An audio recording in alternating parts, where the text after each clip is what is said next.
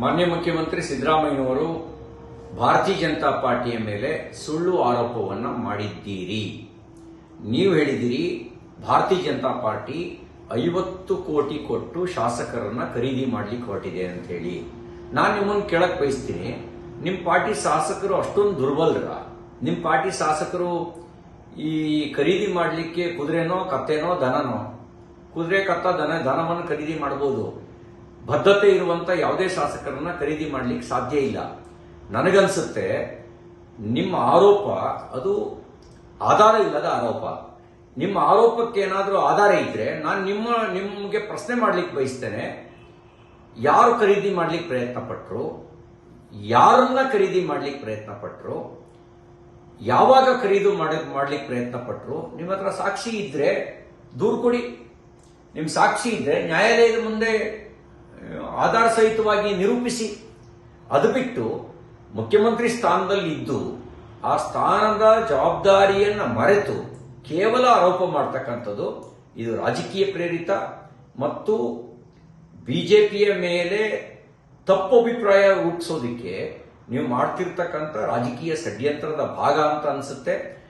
ನಿಮ್ಮ ಇತ್ತೀಚಿನ ನಡವಳಿಕೆಗಳನ್ನು ನೋಡಿದಾಗ ದಿನನಿತ್ಯ ಸುಳ್ಳು ಹೇಳೋದು ನಿಮ್ಮ ರಾಜಕೀಯ ಬದುಕಿನ ಭಾಗ ಆಗಿದೆ. ಸುಳ್ಳು ಹೇಳದೇ ಇದ್ರೆ ನಿಮಗೆ ಊಟ ಮಾಡಿದ ಅನ್ನವೂ ಜೀರ್ಣ ಆಗಲ್ಲ. ಸುಳ್ಳು ಹೇಳದೇ ಇದ್ರೆ ರಾತ್ರಿ ನಿದ್ದೆಯೂ ಬರಲ್ಲ. ಸುಳ್ಳಿನಿಂದಲೇ ನಿಮ್ಮ ರಾಜಕೀಯ ಬದುಕು ಪ್ರಾರಂಭ ಆಗಿ ಸುಳ್ಳಿನಿಂದಲೇ ನಿಮ್ಮ ದಿನಚರಿ ಮುಕ್ತಾಯ ಆಗುತ್ತೆ ಅಂತ ಅನ್ಸುತ್ತೆ. ಆ ರೀತಿ ನೀವು ಸುಳ್ಳು ಆರೋಪವನ್ನ ನಮ್ಮ ಪಕ್ಷದ ಮೇಲೆ ಮಾಡಿದಿರಿ.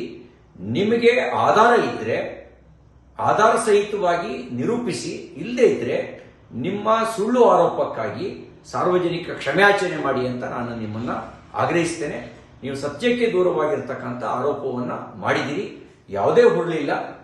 ಇಷ್ಟಕ್ಕೂ ನಿಮ್ಮ ಹತ್ರ 137 ಶಾಸಕರಿದ್ದಾರೆ. ನಿಮ್ಮನ್ನು ಅಲುಗಾಡಿಸೋರು ಯಾರು? ನಿಮ್ಮನ್ನು ಅಲುಗಾಡಿಸೋದಕ್ಕೆ ಹೊರಗಡೆ ಯಾರ ಕೈಯಿಂದಲೂ ಸಾಧ್ಯ ಇಲ್ಲ.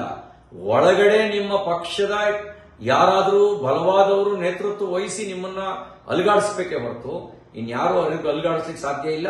ಮತ್ತು ಭಾರತೀಯ ಜನತಾ ಪಾರ್ಟಿ ಇವತ್ತು ವಿಪಕ್ಷ ಸ್ಥಾನವನ್ನು ನಿರ್ವಹಿಸ್ತಾ ಇದೆ. ನಾವು ನಿಮ್ಮ ಪ್ರತಿನಿತ್ಯದ ಭ್ರಷ್ಟಾಚಾರದ ಹಗರಣವನ್ನ ಬಯಲಿಗೆಳಿತಾ ಇದ್ದೀವಿ ಮತ್ತು ನಿಮ್ಮ ರಾಜಕೀಯ ತಪ್ಪು ನಿರ್ಧಾರಗಳ ವಿರುದ್ಧ ಜನಾಭಿಪ್ರಾಯವನ್ನು ರೂಪಿಸ್ತಾ ಇದ್ದೀವಿ. ಜನ ಇವತ್ತು ನಿಮಗೆ ತಿರುಗಿ ಬಿದ್ದಿದ್ದಾರೆ. ನೀವು ಜನರ ಗಮನವನ್ನ ಭ್ರಷ್ಟಾಚಾರದ ನಿಮ್ಮ ಮೇಲಿನ ಆರೋಪದ ವಿರುದ್ಧ ಇರುವಂತಹ ಜನಾಭಿಪ್ರಾಯವನ್ನ ದಾರಿ ತಪ್ಪಿಸೋದಕ್ಕೋಸ್ಕರ ಈ ರೀತಿ ಒಂದು ಸುಳ್ಳು ಆರೋಪವನ್ನ ಮಾಡಿದಿರಿ ಅಂತಕ್ಕಂಥದ್ದು ನನ್ನ ಭಾವನೆ. ಈ ರೀತಿ ಸುಳ್ಳು ಆರೋಪದಿಂದ ನಿಮ್ಮ ರಾಜಕೀಯ ಜೀವನಕ್ಕೆ ಒಂದು ಆಧಾರ ಇಲ್ಲದೆ ಆರೋಪ ಮಾಡ್ತೀರಿ ಅನ್ನುವಂತ ಅಪವಾದ ನಿಮಗೆ ಬರುತ್ತೆ ಹೊರತು ಆಧಾರ ಇದ್ರೆ ಸಾಕ್ಷಿ ಸಮೇತ ನಿರೂಪಿಸಿ ಅಂತ ನಾನು ಆಗ್ರಹಿಸ್ತೇನೆ. ಗ್ಯಾರಂಟಿ ನ್ಯೂಸ್, ಸುದ್ದಿ ಖಚಿತ, ನ್ಯಾಯ ನಿಶ್ಚಿತ.